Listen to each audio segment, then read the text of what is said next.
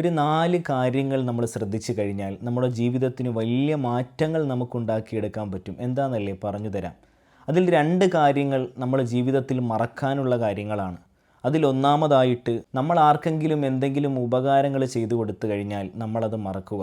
നമ്മളത് പറഞ്ഞുകൊണ്ട് നടന്ന് ഞാനാണ് അവനത് ചെയ്തു കൊടുത്തത്, ഞാൻ കാരണമായിട്ടാണ് അവനത് നേടിയെടുത്തത് എന്നൊക്കെ നമ്മളിങ്ങനെ പറഞ്ഞു നടന്നുകൊണ്ട് അതിൻ്റെ പ്രതിഫലം നമ്മൾ നഷ്ടപ്പെടുത്തി കളയാൻ പാടില്ല.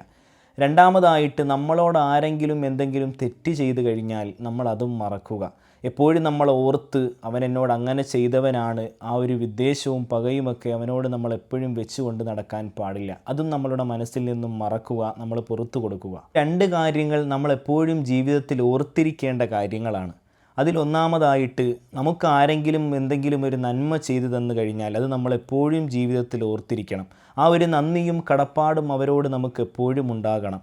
രണ്ടാമതായിട്ട് നമ്മളുടെ ഭാഗത്ത് നിന്നും ആർക്കെങ്കിലും എന്തെങ്കിലും ഒരു അബദ്ധങ്ങൾ സംഭവിച്ചു കഴിഞ്ഞാൽ, നമ്മൾ കാരണമായിട്ട് മറ്റുള്ളവർക്ക് എന്തെങ്കിലും വിഷമമുണ്ടായി പ്രയാസമുണ്ടായി കഴിഞ്ഞാൽ നമ്മളത് എപ്പോഴും ഓർത്തിരിക്കണം.